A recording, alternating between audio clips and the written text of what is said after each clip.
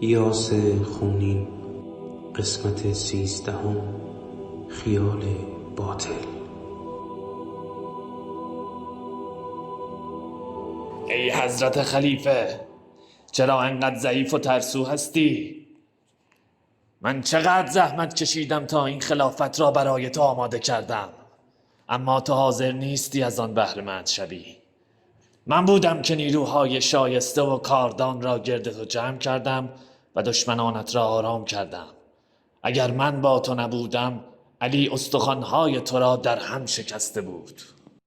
برو خدا را شکر کن ای جناب خلیفه که من در کنار تو بودم و هستم. البته کسی که بر مقام خلافت نشسته است باید شکر خدا را هم بکند. آیا دوباره از علی ترسیده ای؟ ما می توانیم علی را با نیرنگ آرام کنیم. علی کسی است که پهلوانان عرب را کشت، اما نترس، از تهدید او وحشت نکن که من او را آرام می کنم. چه بسا سخنان ابوبکر و عمر چیزی جز عوام فریبی نباشد. آنها قبلا با هم هماهنگ کرده بودند و این سخنان را گفتند تا مردم را فریب بدهند. به هر حال عمر به خلیفه قول داده که هر طور هست علی را آرام کند، اما به راستی او چگونه می‌خواهد این کار را بکند؟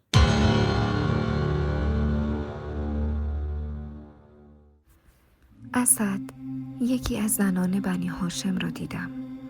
می گفت امروز فاطمه به دیدار معاذ رفته. برای چه؟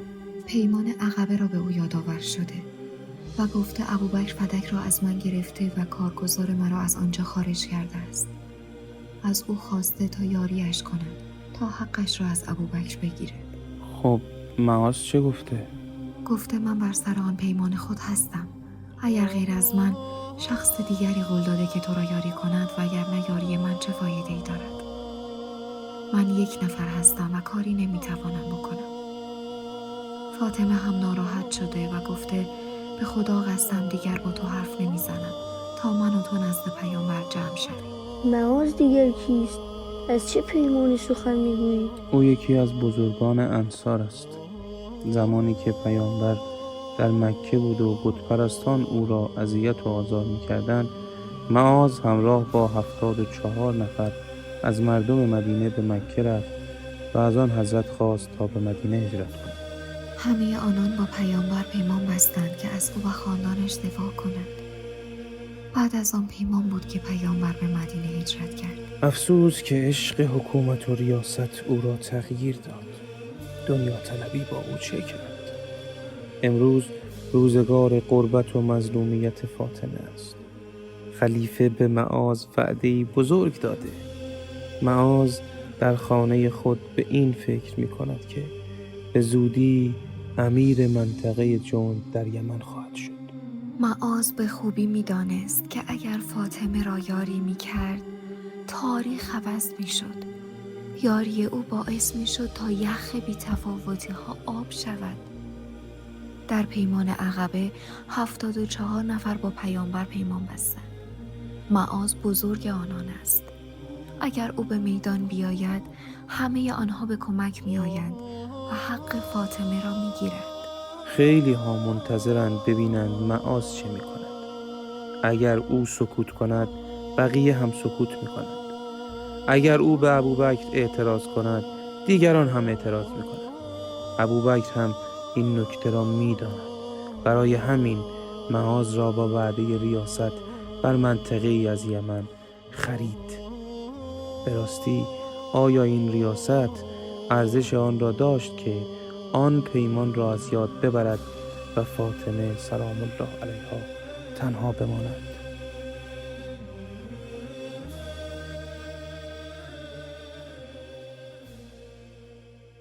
به نظر تو چه کنیم؟ من میگویم کار را یکسره کنیم و علی را به قتل برسانیم. آخر چگونه؟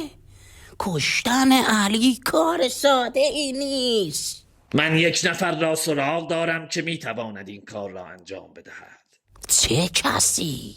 خالد ابن ولید. او از پس این کار برمی آید. برو بگو خالد به اینجا بیاید. برو.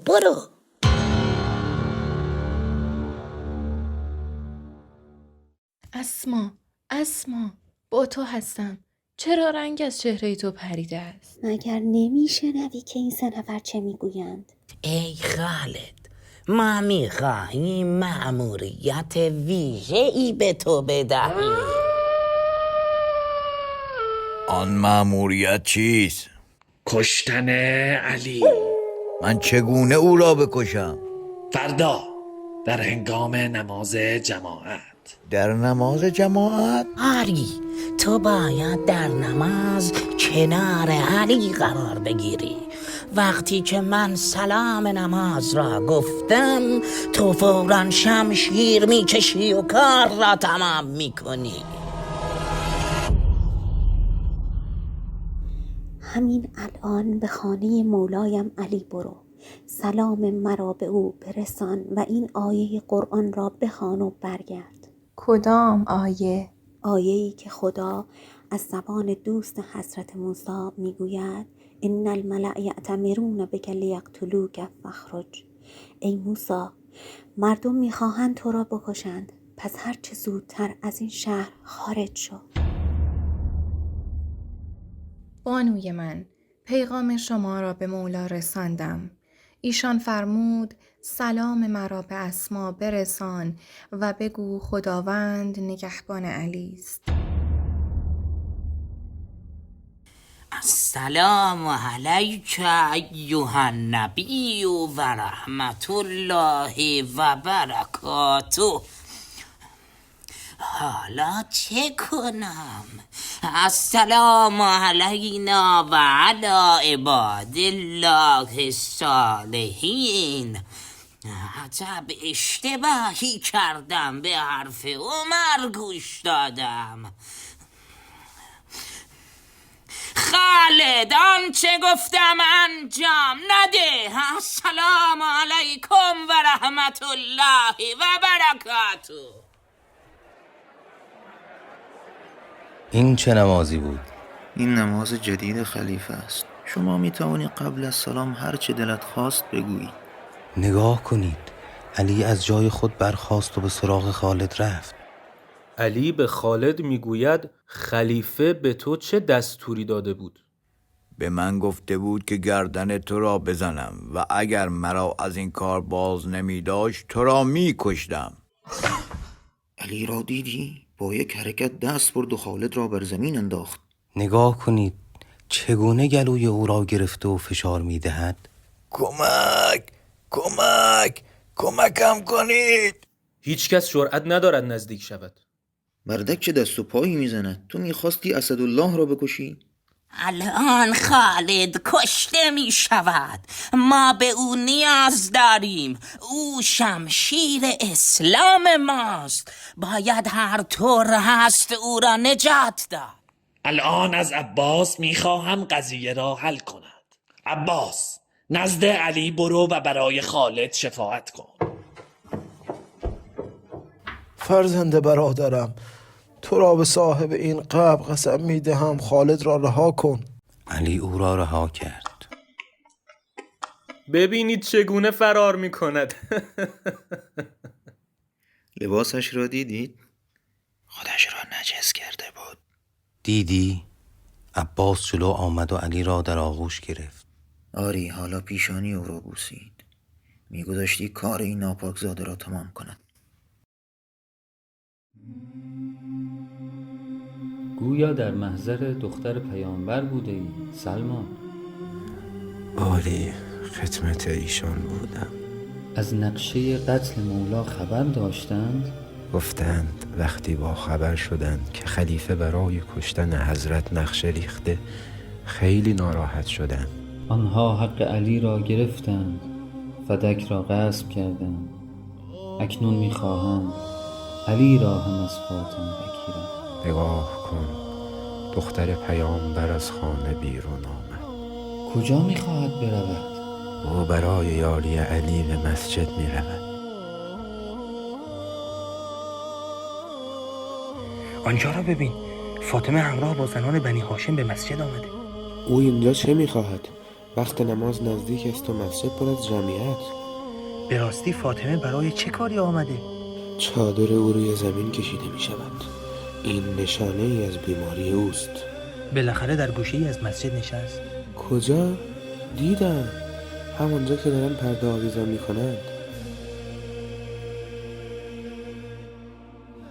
فاطمه از عمق وجودش آهی کشید. همه مردم را به گریه انداخت. همه دارند گریه میکنند. آه فاطمه قیامتی برپا کرده و این آه جلوه تمام مظلومیت است.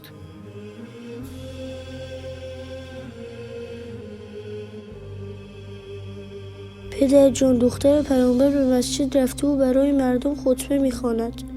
آه پسرم، کمک کن حاضر شوم تا برویم. پدر، فاطمه در سخنانش گفته ولایت ما از اختلاف در میان امت اسلامی جلوگیری میکند. فرمایش فاطمه فرمایش خداست. خدا در قرآن دستور داده که به ریسمان محکم خدا که همان اهل بیت هستند چنگ بزنیم و متفرق نشویم. ایشان گفته شما آبهای آلگون آشامیدید، غذاهای پست میخوردید و خوار بودید. پدر من بود که شما را از آن وضع نجات داد و شما را عزیز نمود.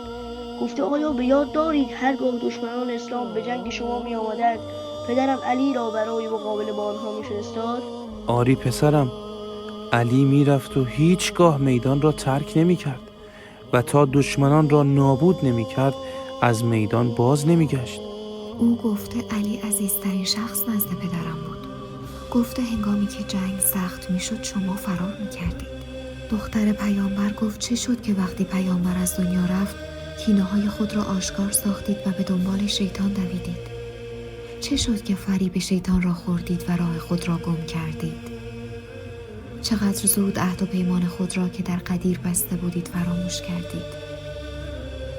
هنوز پیکر پاک پیامبر روی زمین بود که در سقیفه دور هم جمع شدید و کاری را که نباید می‌کردید انجام دادید. شما میگویید که از ترس فتنه عجله کردیم و برای خود خلیفه انتخاب نمودیم. چرا دروغ میگویید؟ شما به دنبال فتنه ها رفتید، شما دعوت شیطان را اجابت کردید و گمراه شدید.